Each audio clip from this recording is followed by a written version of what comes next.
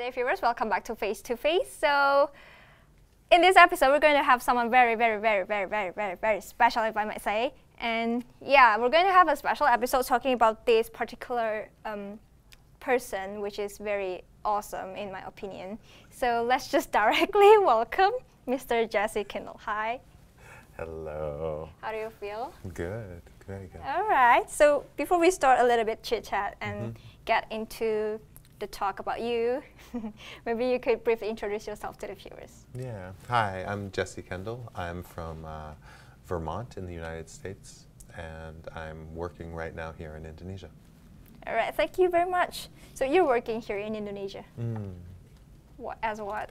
Lecturer? No, I'm here working with the U.S. Embassy, with the Regional English Language Office, and we promote English programs around Indonesia. Yeah.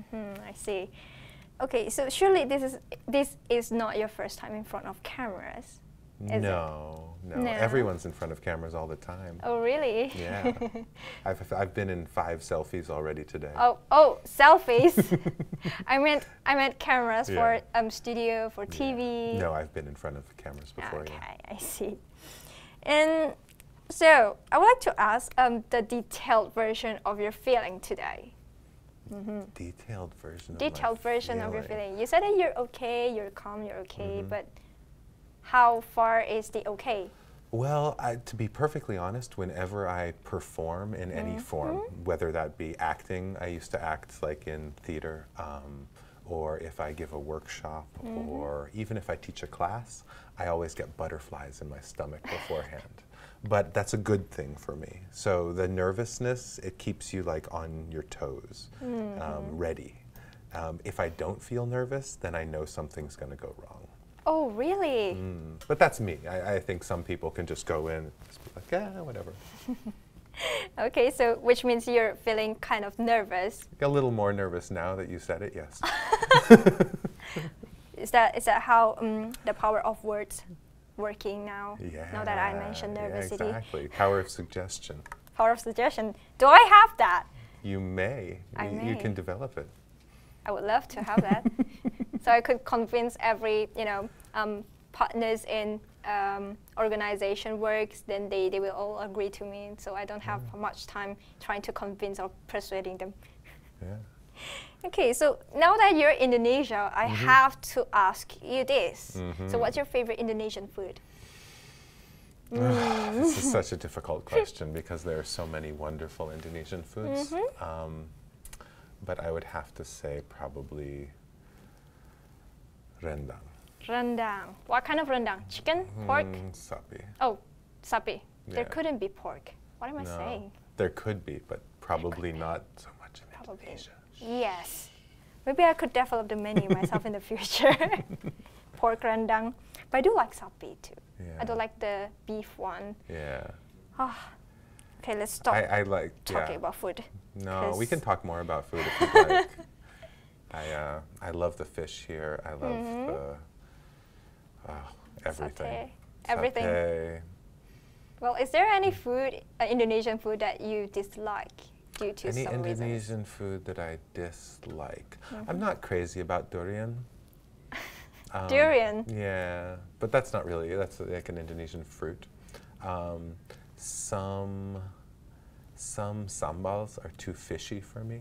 Like They do have that salty kind of certain fishiness, smell. yeah. Especially when they use shrimp paste. But that's delicious though. Well, for some people it's delicious. For some people it's okay. But no, I find a lot of stuff here to be Indonesian food's wonderful, and I find it a real shame actually that this is one of the largest countries in the world, the 4th by population, and you have so much wonderful food and a diversity of food across the whole archipelago, and yet it's not very well known in the rest of the world. That's kind of sad, but it is sad. And well, you I would promote. encourage Indonesians, anybody watching this show, to try to promote their food when they go abroad. Yeah. Of course, definitely. Because for me, if I were to go for a scholarship abroad, for let's say example to England, I would definitely miss the food here more than anything else, and definitely mother's cooking. Well, and I know that a lot of BINUS students do study abroad. Yeah. And I'd probably encourage them to promote the food. Well, no, first to learn how to make the food. Well, of course. So I implore their mothers to teach them how to make their favorite dishes, and then try to share those when they're abroad. And share the menus, the secret recipes. Share the menus. Around. I know. I've been wondering like how I could open an Indonesian restaurant in the United States. You can. There are some, but I don't know how to. I'm not Indonesian. I know how to make a couple of dishes, but not very many. But there's one dish though that has gone international for quite some time. You want to know what it is? You want to guess? Satay ayam? No. No. Something that is known even to Americans, even to Germany. Krepok? No. Nasi putih. No. We all know about white rice though. What is it? Indomie. Oh. Yeah. Okay. You can say it's the best. It's the best instant noodles in the whole world because I don't know, the taste is just right. It's not too salty. It's not too sweet either. But it tastes just right, at the right. How do you say? The right level of deliciousness. Like a balance. Yeah, the right balance. And I think it has gone pretty viral outside there, and people would, target for Indomie every time they go to supermarket and stuff. Well, I know that because my Singaporean friends, they like Indomie instead of Singaporean noodles. And I think, have you tried it? Yes. Definitely. And I know it's very delicious. I do miss Indomie every once in a while. Like once in a week, I would think of Indomie. Okay. I think I'm addicted to it. Yeah, it's the special ingredients. Yes. They've got you addicted. So talking about you in Indonesia though, what interests you the most in Indonesia? Probably the people, primarily, but I also really am very interested in the food. Every place that I visit in Indonesia, I try to try the food. But I also like to meet lots of people, and I like to explore. So do you think Indonesian people are exactly like the stereotypes, or kind of different? What are the stereotypes for Indonesian people? Friendly, smiley. They're definitely friendly. Yeah, definitely smile a lot. Very welcoming, very hospitable, I found. I see. Very eager to share. So they're very quite close to the stereotypes that people discuss usually. I guess, yeah. That's really, I don't know, I'm kind of glad, but actually well, it's good that you have positive stereotypes for your country. Some countries have rather negative ones. Yes, for example, like the Chinese, they're like, oh, be careful with Chinese, especially in front of you. She's very calculative, and she will ruin your economy for you, and stuff like that. We do, I do get that, like Chinese stereotypes, like you see their slant eyes and small eyes. They're counting your time in your days until your death. Wow. No. But no, it doesn't actually apply to most of us, because some Chinese are really nice though. They're really nice, they're very welcoming, very open. And yeah, but Chinese do tend to get close to stereotypes in certain ways. I think everybody does. I mean, stereotypes do come from somewhere, but they don't necessarily hold true for everyone. Yes. So talking about, since we're going to talk about you today, if you were to define... We can talk about you if you'd like. No, I'm the host. I'm not supposed to talk about myself.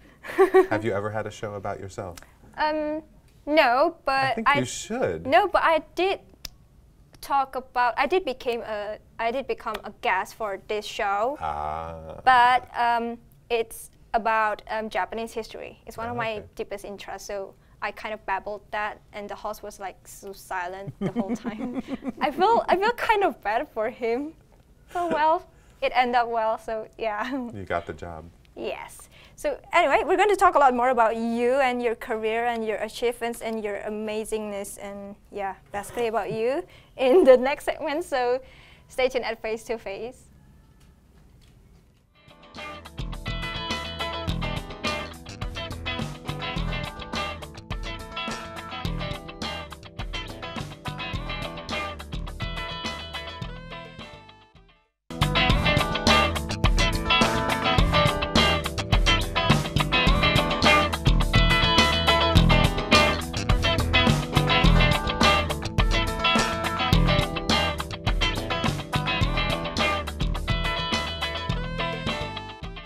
back, viewers, to Face to Face. We're still here with Mr. Jesse Kiendl to talk about him.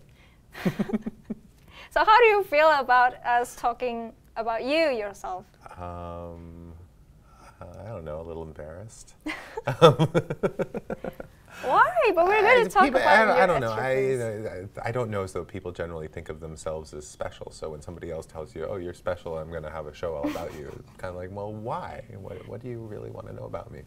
Well, quite a lot, since we know that you like Indonesia, you like Indonesian food, and you like rendang, you like the diversity in Indonesia, and that's quite a lot, and we have to know a lot more about you now, since I'm pretty sure the viewers are hooked onto you. So, so talking about you, I've seen your profile, and I am amazed. Okay. And we're going to talk about that. Sounds so good. describe your interest towards languages. My language interests, or my language interests. So I've been interested in language since I was young. Unlike in many countries in the United States, we generally don't start learning languages until we're in high school, maybe junior high school at the earliest. But I begged my mother when I was in 4th grade. So when I was about third grade, 4th grade. So I was about 9 years old, Wow, 9 or that's 10, really and I young. said, "Mom, I want to learn German." And because my last name is German, I have some German family. Like all Americans, I'm kind of a mix of a lot of different things, but I wanted to learn German. And she had a friend who was German, and she started teaching me. I kind of stopped learning German not long after. I don't know, it was too complicated. Maybe I didn't enjoy the way she taught. But anyhow, I continued to learn languages, and then I learned Spanish, and then I studied Portuguese after that, and I studied a little French. I lived in China for a while, and I can speak some Chinese. I think you can speak better Chinese than I can. So how many languages can you speak? I'm definitely English. Fluently, I'd say English and Spanish. I kind of speak with a kind of near native or native level proficiency. Portuguese I can get by in, though I'm very rusty right now because I haven't used it in a while, and Chinese as well. But likewise, I haven't had the opportunity to really use Chinese much for over a year. So, A year? So I'm a little rusty in that too, and I can get by in French. French? Yeah, I studied French. How different is French and Spanish, though? Well, French, Spanish, Portuguese, and Romanian and Italian are all they're all kind of derivatives of Latin. They're all they're all Romance languages. So grammatically they're very similar. Pronunciation-wise, very different. And they have some grammatical differences, but they're related, let's say. They're related. Yeah. So how do you say I'm hungry in Spanish? Tengo hambre. Tengo hambre. And what about French? J'ai faim. J'ai faim. No, j'ai faim. J'ai faim. Yeah, je suis faim. J'ai faim. What about Portuguese? Tenho hambre. Oh, that's really close. Yeah. Portuguese and what was it? Spanish? It's really close. Portuguese and Spanish were basically come from Peninsular Latin. They're very closely related. If you can read one of the languages, you can basically read the other one. They split within the last 1,000 years. Wow. So which means if I learn Spanish, I could do Portuguese. Yeah, in fact, when I studied Portuguese when I was at university, and they had a special class. So you could take Portuguese, but they had a special class that was called Portuguese for Spanish speakers, because I already spoke Spanish. And it was much more accelerated because we didn't need to learn as much. Wait, wow. I could ask my dad. Dad, I want to learn Spanish now. 2 for the price of 1. Okay, let's go back. Let's go take the U-turn to your occupation. So talking I about... would spin around in the chair right now, but I might lose the microphone again. Yeah, stop spinning. You're supposed to face me. Yes. Talk to me. I'm looking at you. I'm looking at you I too. see you. Okay. So basically, as a lecturer of English literature, so how many years have you been teaching English? I've been teaching English for about 15 years. But not generally literature. I am more of a language teacher. Grammar, structure? Yeah, I prefer speaking, but and in the past 6 or 7 years, I've been really focusing more on teacher training. I see. So training teachers how to teach students. Which means you're the teacher of teachers. Yes. Master of masters, then. That's right, right? Are teachers masters? Since you're teaching teachers how to teach, that makes them masters of their own, and you're master of your own, and which makes you the master of masters. And the students are the masters of themselves. So maybe I'm the masters of the master. The master of the masters of the masters. Yeah. So. Or I guess in Indonesia you'd write masters 3. Well, maybe M3. Yeah, M3. There we go. M3. So about English though, what makes you so in love with English? Is it just because of you're a native speaker? I love my mother, and English is my mother tongue. Ah, I see. Okay, I see the connection. But no, I honestly, I love English by default because it is the language that I grew up speaking, and I love it for its diversity. It has, over 500,000 words and so many different ways that you can express yourself. So I find the language to be very evocative and descriptive, and it has its beauty there. What I also love about English, this is just, it happens that English became the de facto lingua franca in the world. Although de facto and lingua franca are not English words. But English also has that ability to incorporate other words. It's a very flexible and malleable language, and that's part of why it's survived and done so well. Because it took in French, and it took in German, and it took in takes in all these different things. It's all the languages. Yeah, exactly. But it's mostly English. But yeah, it is. It takes in all these words.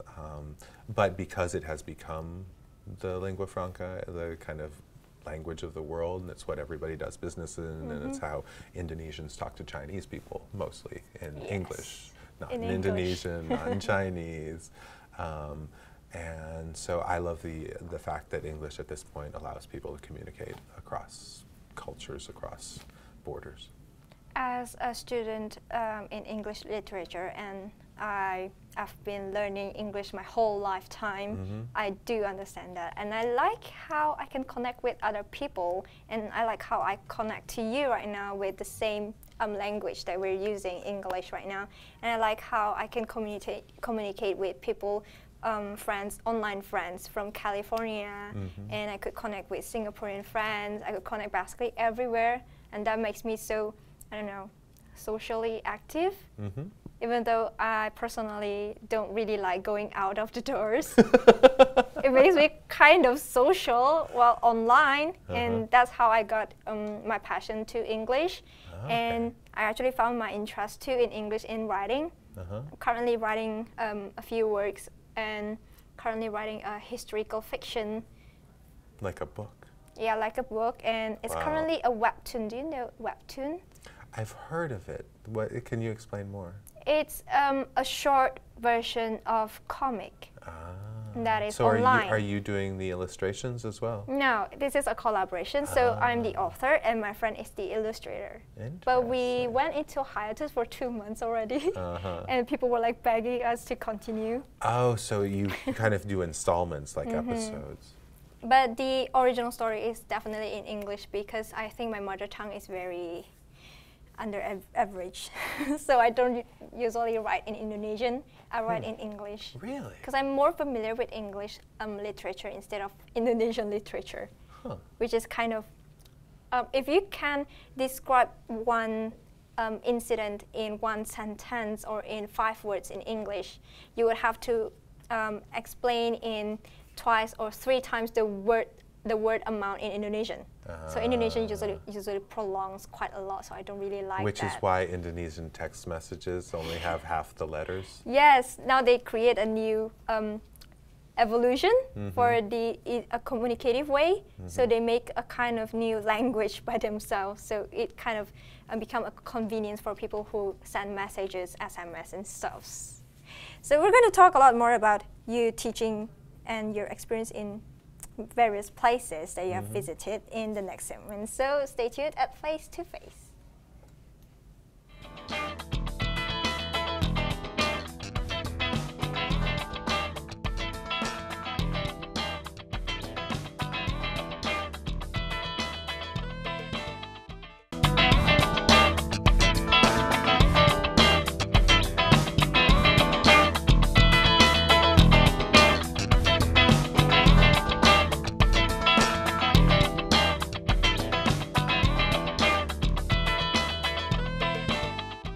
Welcome back, viewers, to Face to Face. We're still here with Mr. Jesse Kiendl to talk about his experience in teaching. So how many countries have you visited?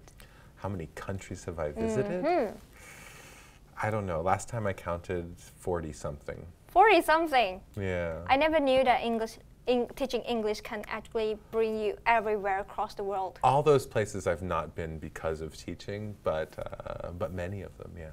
I've taught in 1, 2, 3, 4, 5, 6 countries, I guess. 6 countries. What are they? The United States, Spain, Bulgaria, Indonesia, China, and Kyrgyzstan.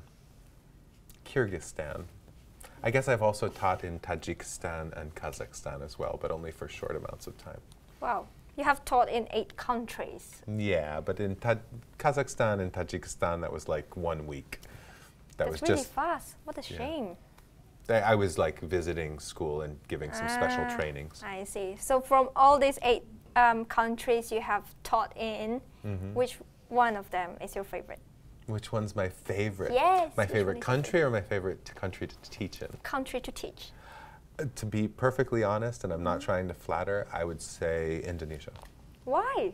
What's the reason? The reason is that I've found Indonesians to be extremely engaged in education. At least they're engaged in the education that I provide. And yeah, they're engaged, active, and open. Open. Yeah. I'm pretty sure they're just interested in you. Well, that's how they got their passion regardless of what it is, I've enjoyed it. Okay. So, talking about your teaching experience though, I'm really curious about your teaching experience in China, especially in Shenzhen. How did it go? How did it go? Well, in Shenzhen, I was actually the director of studies at a language school, at 2 different language schools. It went well. I enjoyed myself there. The Chinese work a lot. Work a lot. Yeah. So there were no weekends off. No weekends off. The Chinese actually preferred to take classes on Saturdays and Sundays. Wow. Yeah. What else? What else? Chinese students were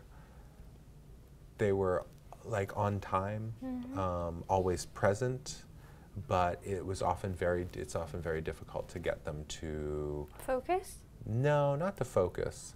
I didn't allow them to have their cell phones with them, but no, it's difficult to get them to speak sometimes. Because I'm pretty sure it's more to the accent, because Chinese have a very different accent. Well, that's another English. piece. I've found that Indonesians have a much easier time speaking English than the Chinese do.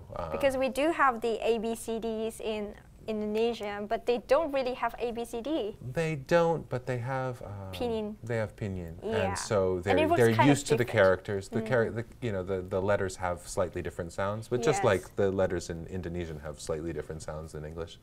But I believe that the languages, for me, for example, when I try to pronounce Indonesian words, I think it's a lot easier for me than pronouncing a lot of Chinese words. The sounds just feel, I don't know, more familiar. And I think, yeah, with the Chinese have certain pronunciation difficulties, Yes. definitely. And actually, I teach in a Mandarin class, and it's a starter class, so obviously they don't really know about Chinese characters and how to read, even if most of them are Chinese. Well, from their features, from their eyes and nose and mouth. They're Chinese, but they don't really know how to pronounce that. And to be honest, it's kind of hard for Indonesians to learn Chinese too. And the Chinese that I learned in my hometown, the accent and the dialect is so much different than the ones in Jakarta. So when I arrived here and I went to the church and they had the Mandarin program in the morning, when I heard their Mandarin, I felt really weird.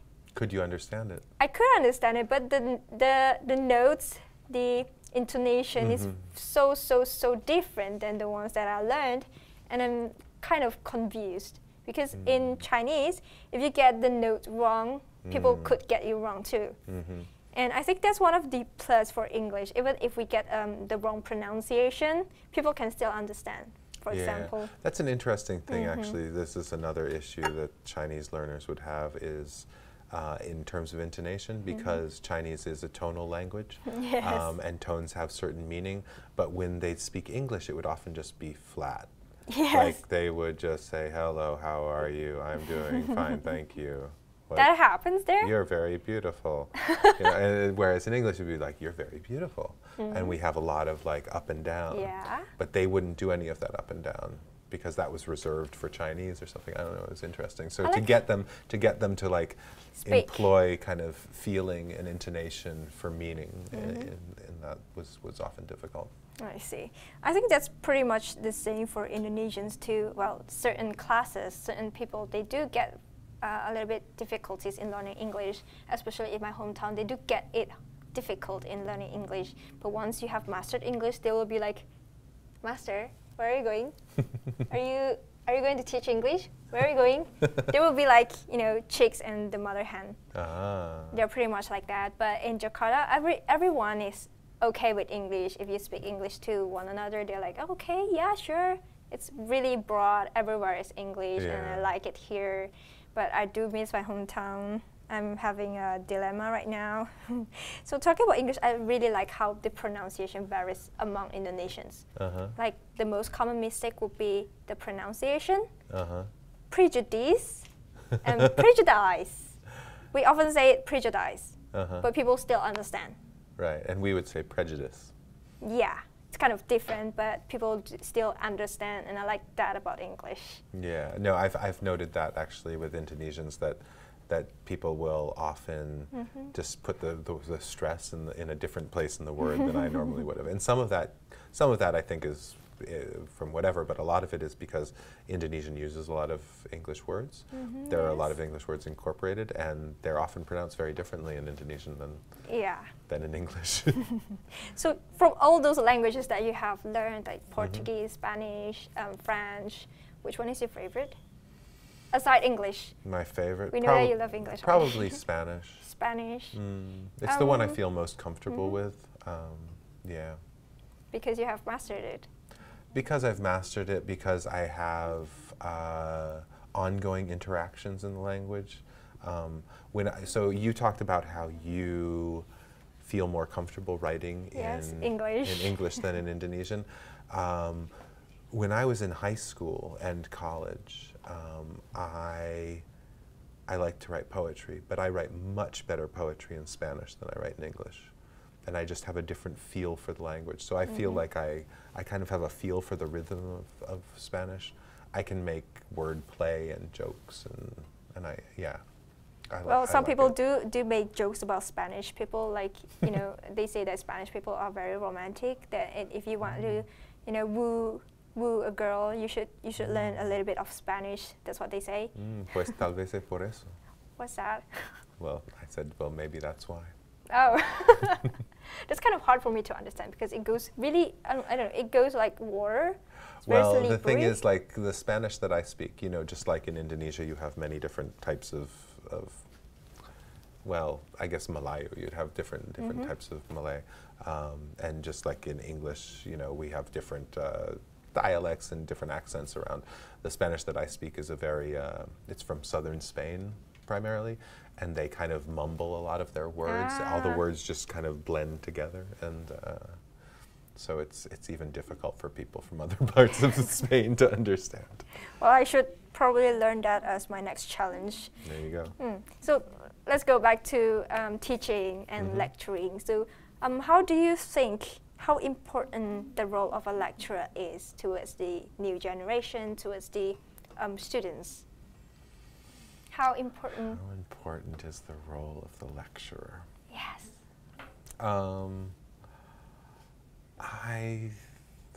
This important? Maybe this important? No. I think that lecturers can play a very important role in guiding students in kind of, but I think that students are the most important thing. Students have to do the work, students have to practice, students have to read, students have to write. Like, the lecturer can do everything right, and if the student doesn't do anything, there's no learning that's going to happen. Yeah. So I personally think that the student is the most important thing, and their willingness to put in the work and their interest. But I think that the lecturer, the teacher, I just say teacher because they teach, whether it's a professor or an elementary school teacher, they're all teachers for me.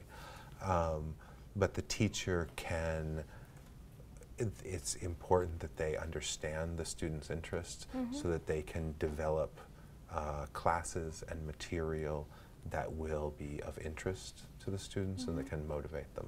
So I think that teachers can be great motivators, they can be great guides, they can be kind of answer banks for all the students' questions, but yeah, I think the student's the most important thing.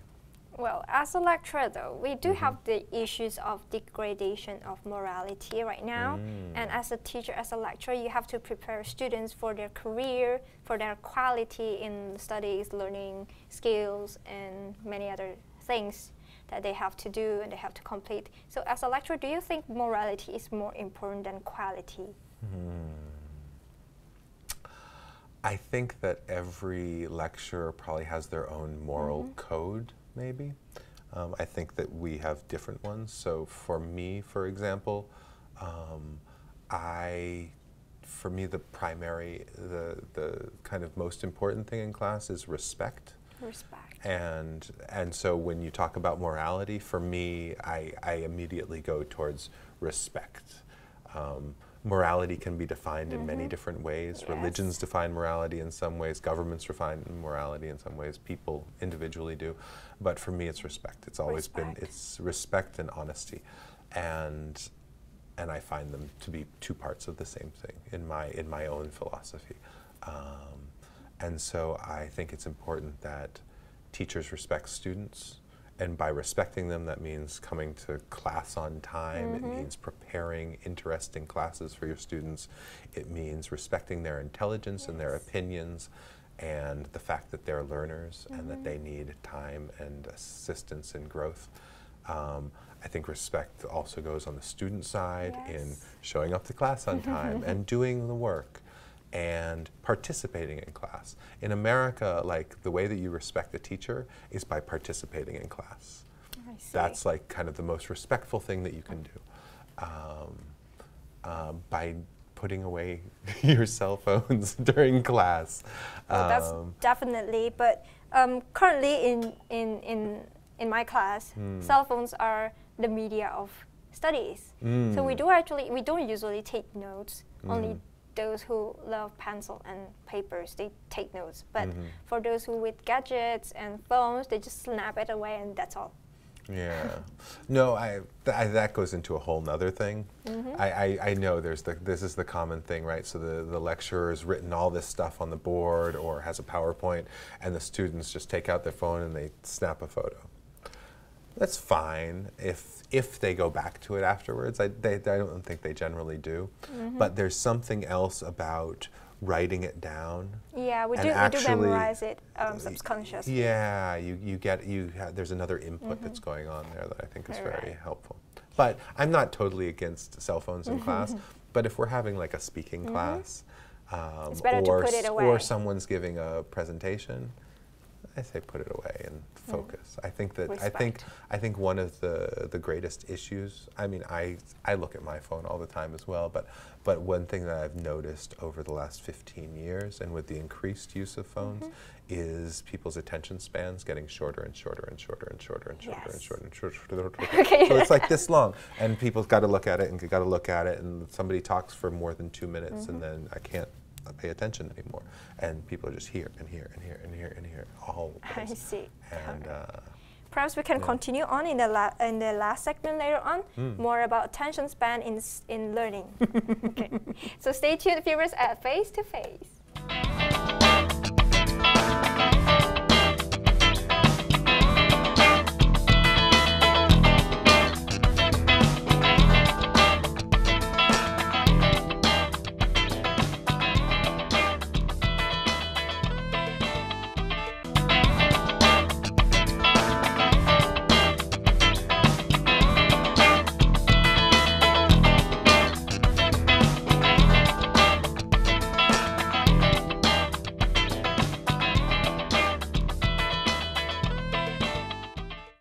Welcome back, viewers, to the last segment of Face to Face. It's really sad that it's going to end soon, but well, let's just enjoy the time.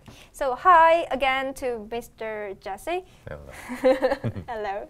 So we talk about how the phone and gadgets kind of shift the attention span, shift the attention of students away from the teacher, away from their friends who are probably presenting the PowerPoint or a kind of conversation class. And talking about language, though, as a lecturer, what is the best thing as a lecturer? The best thing as a lecturer is seeing students be able to use the language in an improved way, to be able to communicate more and more complex ideas than they could before.